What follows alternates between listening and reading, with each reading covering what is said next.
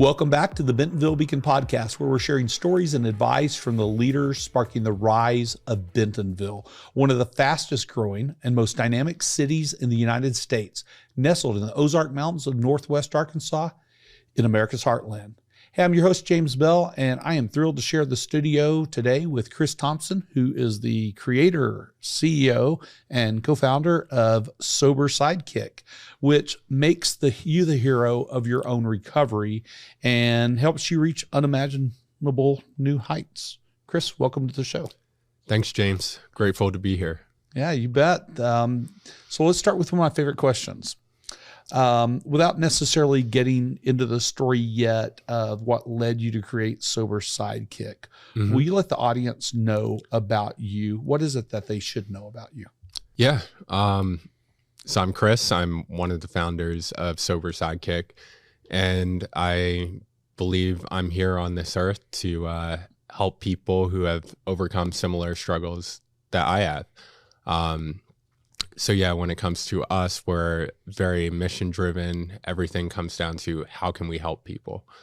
And we love building technology. We love building things that the world hasn't seen before. And yeah, that's a little bit about us. Very cool. Well, I'm going to ask a lot more about Sober Sidekick here in a minute too, and probably dive into your story some more. But you're here in Bentonville today. I have to ask, where did you move here from, and how long have you been here? Yeah, so I've been here since June of this year, so fresh off the boat.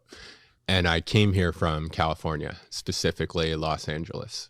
Fantastic. Okay, let's dive further into your story. And I hear you've got quite a story. Will you share the next stage of your story, or the stage of your story that led you to founding Sober Sidekick? Yeah. So I'm definitely someone who may have likely died had I not met the right people at the right time. And for years, I was trapped in a vicious cycle of alcoholism, substance abuse, and wanted to stop, but didn't know how. And it drove me into a deep hole of isolation. And as I began my own recovery journey and began climbing out of that pit, kind of was reflecting on all the different factors that kept me down for so long, that I allowed to keep me down for so long. And we asked ourselves, like, how could we build something that creates a world where it's easier for people to climb out of this pit? Because the fact is, it's one of the deepest holes for people to climb out of. And the success rates aren't great. So what can we do is the question. Wow. Yeah. Well, first of all, congratulations on pulling your own self up by the bootstraps. And I had help. Yeah, right. Okay, you had help. Well, congratulations then on a powerfully inspiring comeback story. So much so that now you're helping people. Thinking about life in general, I haven't had this experience.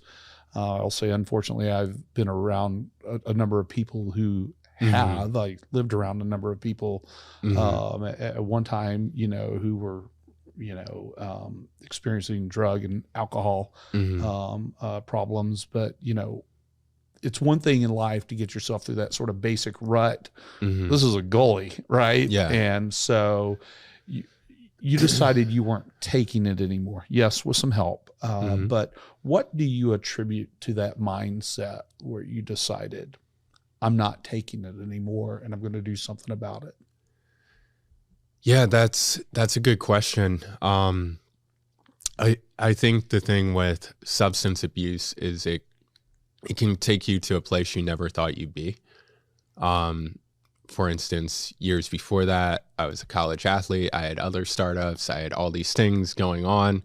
And where I was on my rock bottom is a place I never imagined myself sleeping on the street of LA with nowhere to go. I never imagined that as a rock bottom. And, the question, one of the biggest questions that was a differentiator for me was, asking myself honestly, like, how did I get here on that day? And then for the first time recognizing, okay, there's a big difference between fault and responsibility, because for so long I had played this game in my head of, is it my fault? Is it someone else's fault? And both answers didn't get me anywhere. If it's my fault, that led to more guilt and shame, which kept me down. And if it was someone else's fault, that led to more victim mode.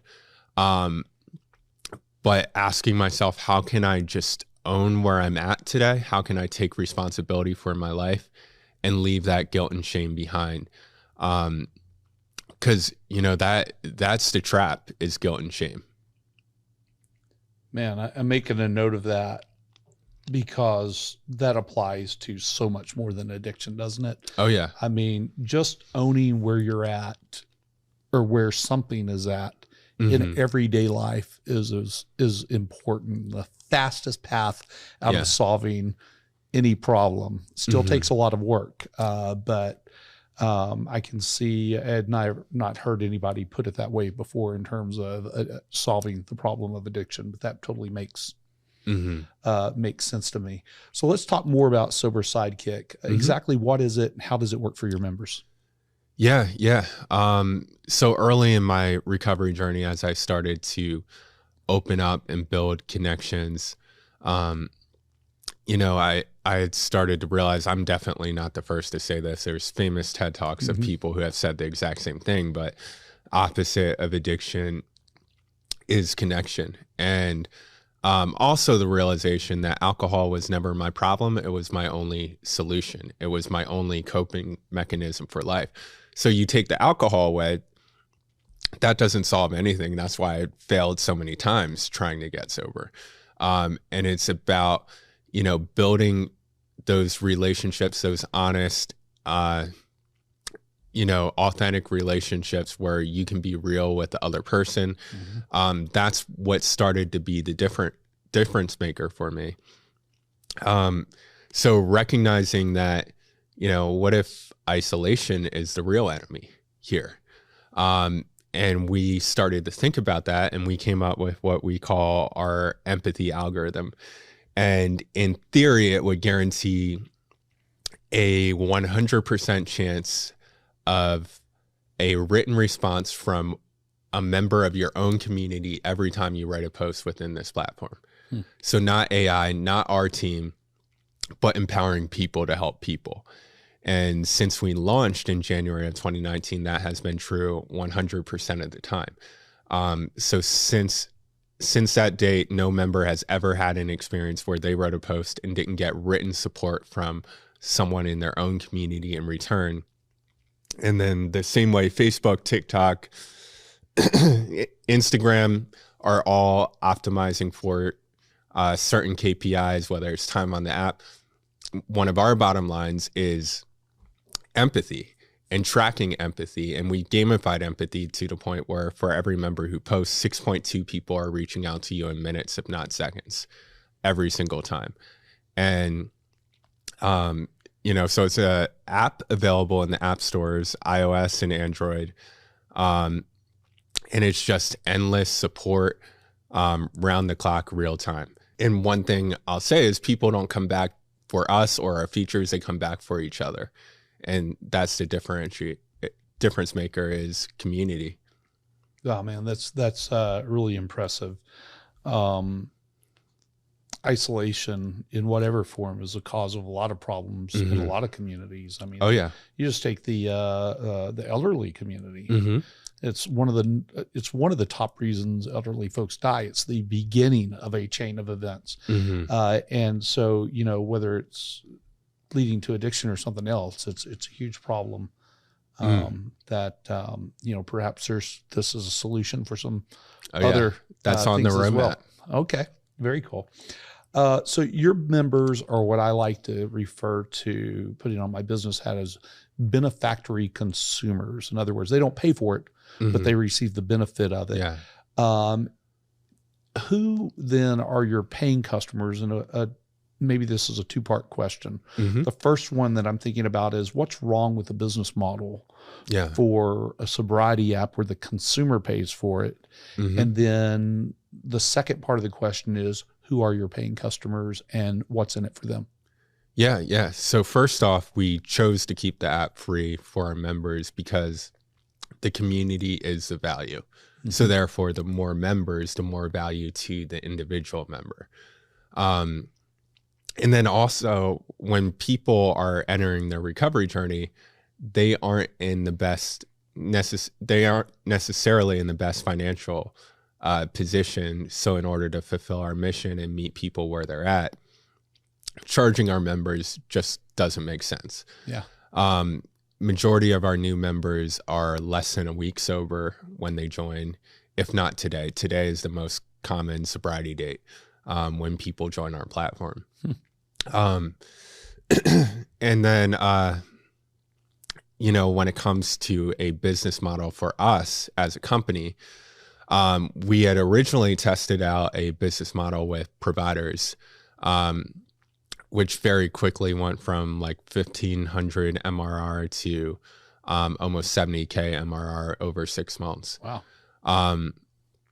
But we knew that we had to keep this model at arm's length because it was almost a competing value proposition with that of our members. And we got to a point where we didn't want to scale it any further. We knew that this was a space where we didn't want to be successful when our members failed, of which providers in the end succeed when members relapse. That's right. And then we eventually made the decision to cut that revenue stream off in order to double down on our mission. So currently we're at a state where we've just raised our first institutional round. The American Heart Association led that round. And it's based on a model that we intend to implement with insurers who have the most to gain when our members succeed in their healthcare journey.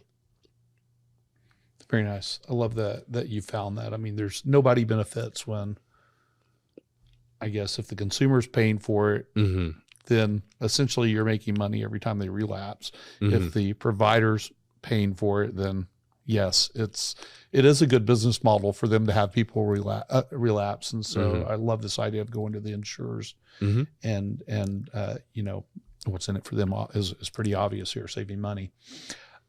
Chris, you relocated to Bentonville to grow and scale your company. And, so here you are in Northwest Arkansas in the heartland. Why did you do it? Yeah. My short answer, if someone asked me on the street, is I say it was a gut decision, which is no longer feels like a gut decision. Okay. But this time last year, I'd never been to Arkansas. But there were a few people in my ear who were telling me that there's opportunities here, which I didn't take that seriously because I was happy in LA. There was nothing wrong with LA. And then eventually our first angel investor, Ramsey Ball, who's a part of the community here, had built a relationship with him to the point where it's like, I'll come out to Arkansas to see you and meet you in person. And then so made that first trip. It was either March or April last year. And that trip led to a follow-up trip. And the follow-up trip was attending the Heartland Summit. And then by the end of the Heartland Summit, I had so many things I wanted to follow up on where, the FOMO was real, fear of missing out. And the next trip, bought a house. So that's great. 3 trips. And the funny thing is I didn't even know I was thinking about it till it was too late. That's amazing. Well, Ramsey, in addition to being an angel investor, is one of the real angels in our community. How in the world does a guy from LA meet Ramsey Ball? Yeah. So the last day job I had was working for a tech startup that was in LA. And after I left, I stayed in touch with a woman named Emma Willis, who was very involved in ESOs, entrepreneurial support organizations in the area. And she was the first voice in my ear and the most consistent voice in my ear telling me that I should give it a shot. And Ramsey was an introduction from her. Almost everyone early on was an introduction from Emma. And, you know, we still continue to have a great collaborative relationship to this day. All roads point to Emma. Yeah. She is one of my favorite people. Mm-hmm. Yeah. In fact, she's on our board at the chamber, and she's an incredible person and resource to this community. And I'm glad that she talked you into coming to check it out. Yeah. Will you talk about you've talked about a couple of the folks. Will you talk about some other folks and organizations you've had the opportunity to connect with here who have been able to help you out so far? Yeah. So Paige Jerningham was one of the people I met on the first trip. And basically from that first meeting, she's been one of my favorite people in this location. And she actually officially joined our advisory board. Nice. Over the summer, but extremely mission aligned from a healthcare perspective, from an economic development perspective, and just, you know, fully sees the need. And, you know, early in the startup journey, finding those mission aligned people are just so important.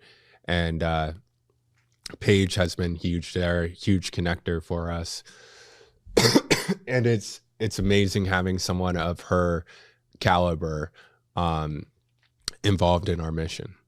You bet. Yeah. And Paige leads, of course, Heartland Ford, which runs the Heartland Summit. Oh, I've got to ask you about that. The Heartland Summit. What did you think when you got here? So that was your first trip. That was my second trip. Oh, second trip. Okay. Yeah. Even on your second trip, you drop into the Heartland Summit. What did you think about that as you looked around and saw the folks who were there, and that being here in Bentonville? Was that a surprise to you?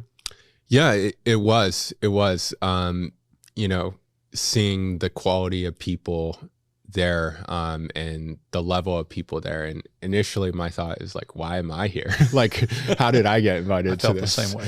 Yeah. But then it's like, forget that, like take advantage on where I'm at, you know?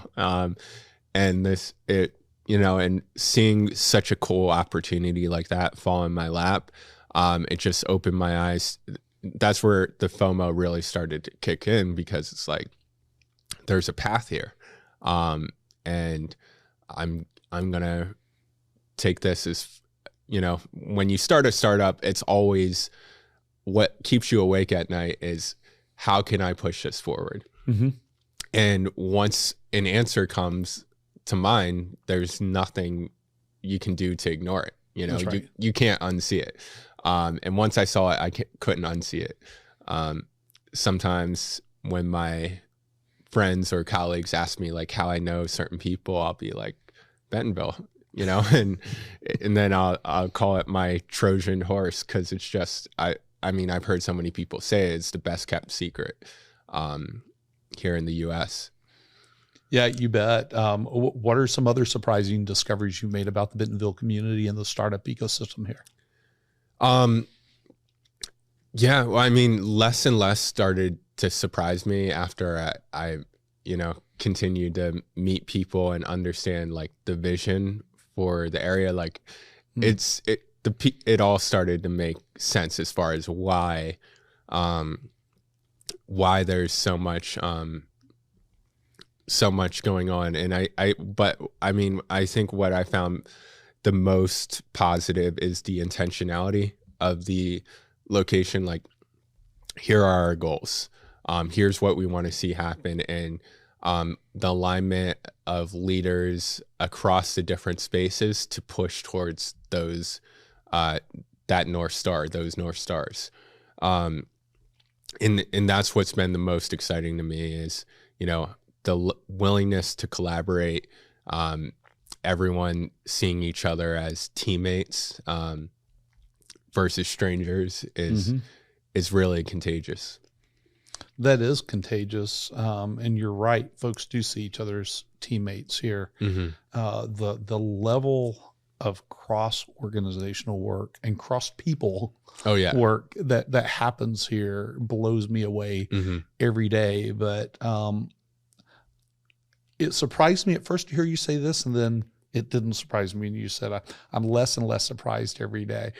You're right. Yeah. Once you understand what's happening here and what the vision is and why people are doing this thing, it is less and less surprising that something, name whatever it is, blank could happen here, or blank is involved here, or whatever. It does become less and less surprising, even if for that second, you're like, what?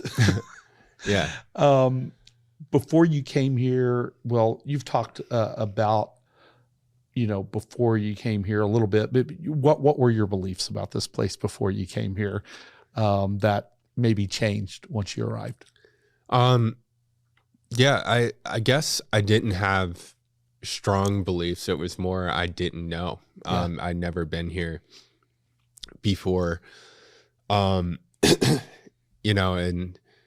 I mean, there's so many things that are true about most small towns in the US that aren't true about this small town.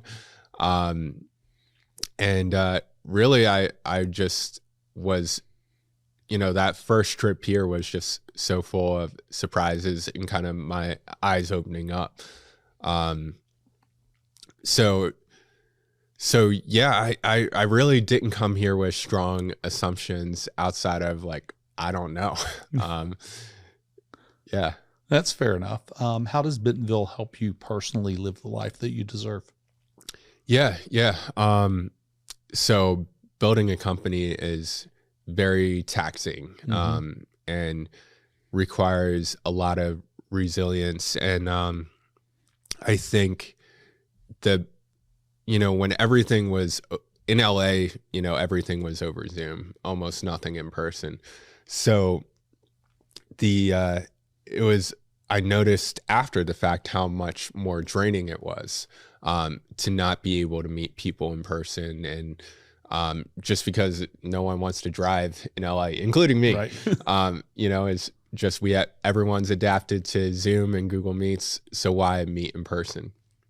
So I think that part has been invigorating, allowing me to enjoy more of the day-to-day to get more and more interesting, and being able to connect with our allies at a personal level. Going over to Blake Street or meeting with Ramsey at his office, or grabbing coffee with Paige, all these things throughout the week, adding more energy, adding more, excitement to the work that we're doing. So I would say that's huge. Also, just being, I'm a big fan of outdoors and going on walks or runs and just breathing. And, I just love nature, and that's a cool thing that I get to have in my life now. As well as the airport is 5 minutes away. So if I need to take a quick meeting in LA or New York, easiest security you're ever going to go through. That is so true. Yeah. It is a fabulous place to live, and a fabulous way to live. I've done startups myself, and you're right. It is very taxing. And having the ability to actually live life and build a startup at the same time is something that's very difficult to find, even in places that aren't the size of LA. And that is one of our secret weapons here. Oh yeah. Who else should be here in Bentonville, and why? What would be your pitch to them? Yeah. I would say anyone who's looking to change the world, because here in Bentonville, there's no shortage of people who see that we need to change the status quo. And there's more motivation, more incentive to be a part of that change. Here, I would describe this whole town as a startup. Yeah. And, I know for myself, I'm at least for the foreseeable future, I'm always going to be a part of my own startup or someone else's, because the impact that you get to have when you're part of a startup is completely different than joining a company where everything's already in motion.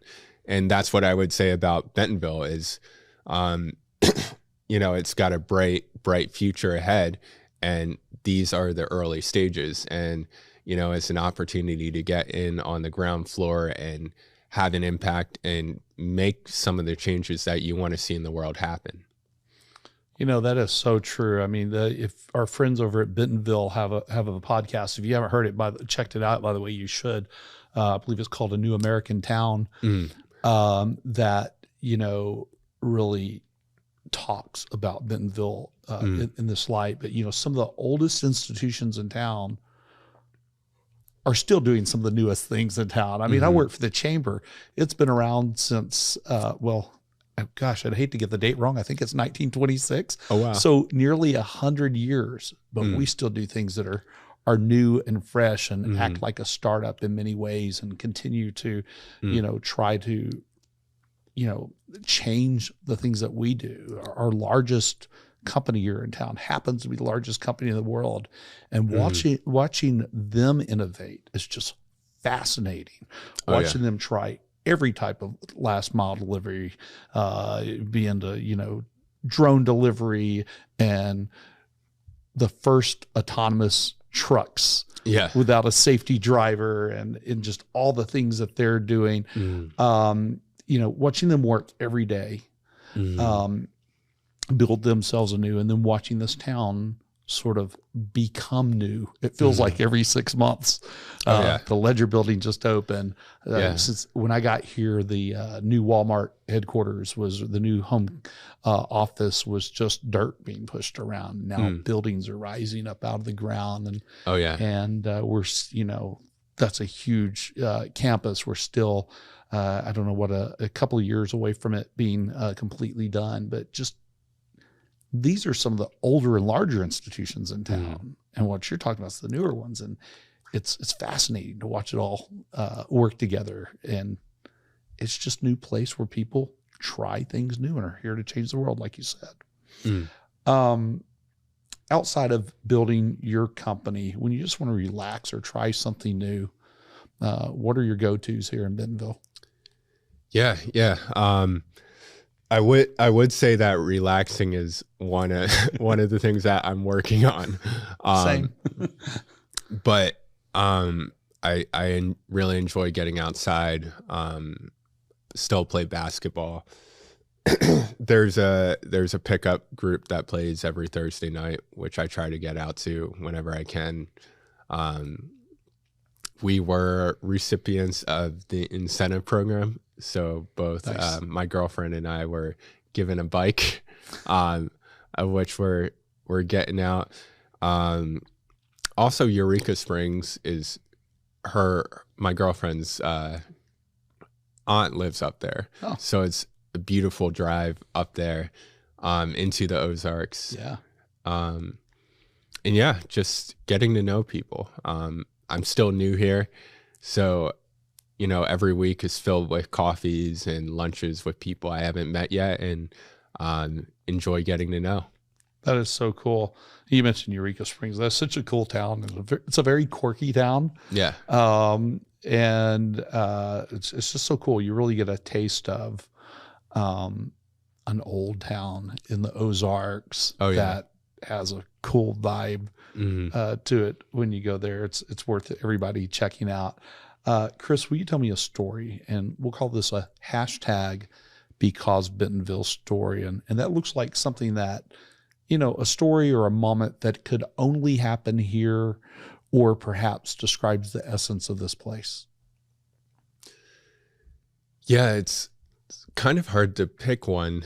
I mean, the first journalist to ever write about me and our team and the work that we're doing was a Fortune journalist. And that could have only happened in Bentonville. it kind of took our story to places it hadn't been before. And, I almost didn't really believe it as it was happening or even after the fact, because it's like, doesn't make sense that, the first, but because of Bentonville, only in Bentonville. And, there's other stories that I would give, but I don't want to name drop, but just the people that I've met here, people that, I never would have predicted meeting or building relationships with, because of Bentonville, and when it comes to like leaders in our space, they all have somewhere on their calendar a trip to Bentonville in 2023. So the opportunities to just connect with people that you never, people around the world coming through this small town. Yeah, it is a very global place with remarkable connections. I'll call it remarkable shortcuts to connections. Oh, yeah. This has been a fantastic conversation. We do have to land it soon. So a few important questions to wrap it up. First, what's next for Sober Sidekick? Yeah. So our mission is to scale the most epic wave of real life comeback stories the world has ever seen. Love it. So that's a mission that essentially won't end until all 22 million Americans who are chronically suffering have found their story, their journey. But for us, we see the lack of clarity when it comes to behavioral health and what success looks like. And we see an opportunity to define what success looks like for entire health systems. And we imagine a world where healthcare is community driven. And we see that lack of community is kind of the beginning of many chronic causes, whether it's addiction or diabetes or all types of healthcare issues.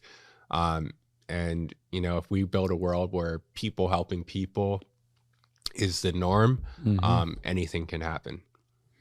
That's great. How may our audience be helpful to you? Yeah. For one, I love getting to know new people. So if you hear this and you find any of this interesting or want to talk, I'm always down for coffee or breakfast. So just reach out, whether it's LinkedIn or our website. Two, I would say, there's a lot of, our audience is the biggest silent audience in the world, I would say. And, if you are in a hole yourself, join us, join our community. As we know, it's free and it's the most supportive place you're ever going to find. And, let's say you've already overcome some hurdles and are deep into your own comeback story. A challenge I always have for myself, is getting more and more bold when it comes to sharing my story and sharing where I've been. And I would just encourage you to be more bold when it comes to sharing your story, because you have no idea the impact that could have on others. So yeah. That's great, man. Outside of the things that we've discussed, what's the most meaningful experience or moment in your life and why? Yeah. Well, every Thursday afternoon, we host a meeting with our members where any of our members can join. We always keep it to a small group where we get to hear their stories and just have a conversation. And, just seeing, every opportunity I have to see the impact that our members are having on each other is super powerful. But one really cool moment that kind of is a culmination of those things is when, I met people in real life who have said like, wow, you're Chris from Sober Sidekick. And one example, there's actually this was very impactful for me early on in LA, because the app was just a few thousand members and I was putting the same amount of effort as I was now. And I only got paid in gratitude back then. But a guy, actually a DEA officer, reached out to me, and he told me that he's here in California because he got help on Sober Sidekick, and he flew across the country from, I believe it was Iowa, to LA to get help. And he said, like, quote me on this, Sober Sidekick saved my life. And he gave me one of his badge patches. And I had the opportunity to have coffee with him. So that was one of those moments early on where it was just validation that, we don't have it all figured out, but we're going down the right rabbit hole. Yeah. Wow. That is a powerful story. And, when you're doing startups, you're not making a lot of money sometimes for quite a while, hopefully someday.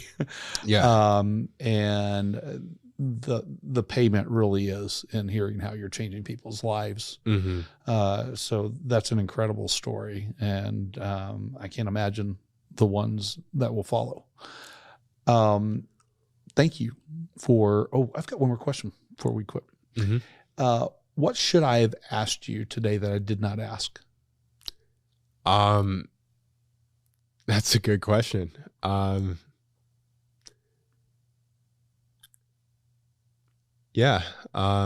mean, we covered a lot. But if you have a final question that has popped into your mind, feel free to go with it. Okay. What's something few people know about you? Something few people know about me.